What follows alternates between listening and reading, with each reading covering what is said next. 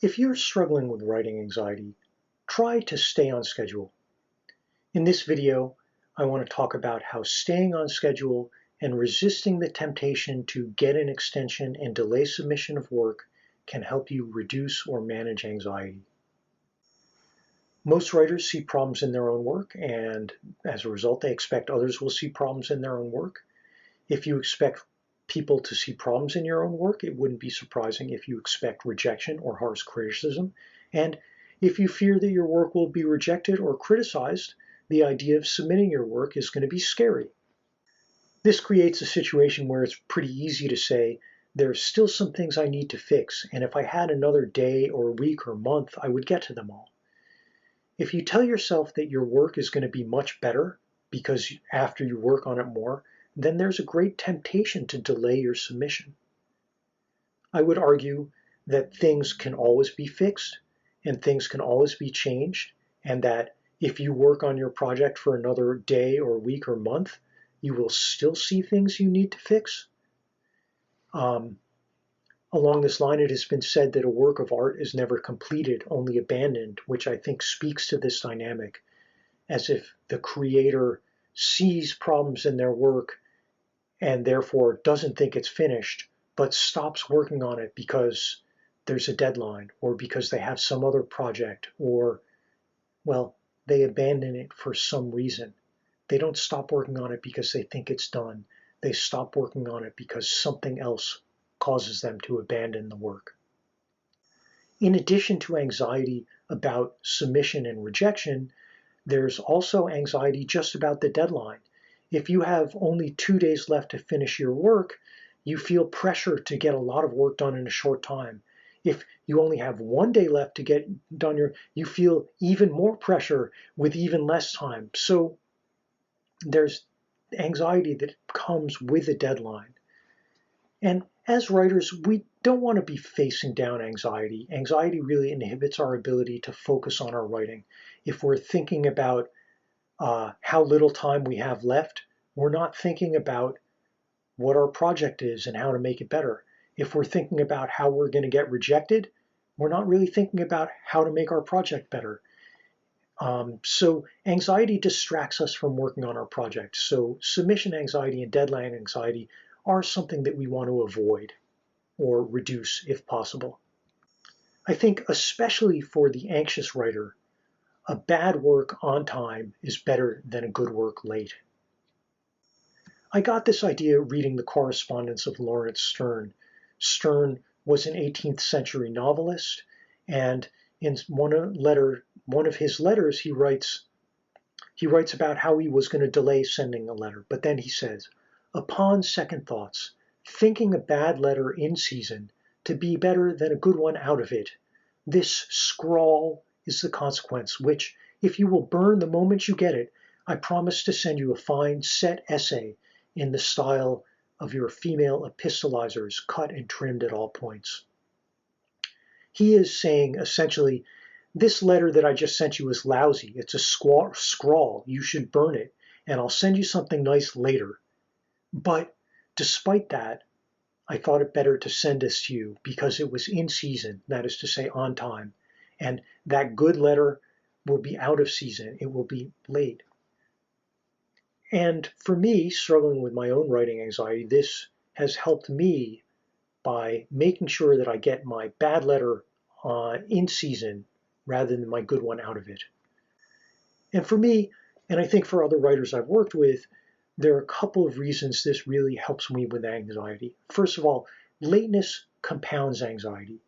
If you go over a deadline without submitting your work, you still have all the anxiety about what happens after you submit your work. But you've added anxiety about being late, about negative impacts of being late. You have still deadline anxiety. You may have gotten an extension, but there's a new deadline, and that deadline is now approaching, and you only have a little time to get all your work done. And meanwhile, other deadlines and other responsibilities in life start to catch up. And now, instead of being on schedule and getting my work in on time as I planned it, now I'm competing against other things that I also have to do. And so I have greater anxiety because my schedule is now overloaded due to this delay. And this is a pretty high cost to pay, especially if you had a draft that you could have submitted. I think that it also is very valuable because it helps you take advantage of where other people are. If you're working with other people and they have scheduled to receive your work at a certain time and they're planning on working on it after they receive it, then they'll appreciate it if you keep the schedule you said you would keep. You make their life easier, and that will usually make your life easier too. So being on time, you catch people at the moment they're ready for your work, at the moment they want your work, and the sooner you get to them, if they're enthusiastic, the more enthusiastic they still are about your work. You delay, their enthusiasm might wane. So you want to take advantage of the moment with other people. In additionally, I'm going to mention sort of a corner case where for graduate students who are working with difficult professors, if you've got a hostile audience, a difficult professor, and you're in danger of going into some bureaucratic administrative conflict with them, and you're documenting your work, being on time is great because you get to say, I did what we agreed upon. I submitted my work on time. So if you're ever dealing with somebody difficult, it helps to be on time too. I view this primarily as a long-term strategy because I think in the short term, it can make you more anxious. In the short term, if you force yourself to finish your work by the deadline, you may feel more anxiety. If you submit by the deadline despite your doubts, you may feel more anxiety about the outcome of that work than if you would have if you said, oh, I'm going to take an extra week to work on it and fix this stuff. So before the deadline arrives, in the short term, your anxiety may be higher. I think that in the long run, if you get in the habit of submitting on time, this is less of an issue. But certainly, if you've been using extensions and delays, it will feel like your anxiety is higher before the deadline and you're forcing yourself to submit on time. But once you've submitted, you no longer have anxiety about what to do for that project. Sure, the anxiety about what will happen to that project will remain, but you don't have pressure to work on it, and you can turn your attention elsewhere to other things that are demanding your attention, helping you keep your whole life in balance and helping you keep your whole world sort of less frantic and panicked. So in the long run, if you're in the habit of keeping on schedule, you'll have less anxiety about late work because you'll have less late work, and you'll have less anxiety about falling behind schedule because you'll have a habit and history of staying on schedule, and both of these will allow you to feel more comfortable and confident about staying on time, staying on schedule, and therefore feeling comfortable and confident, you'll feel less anxiety, be able to work with greater focus.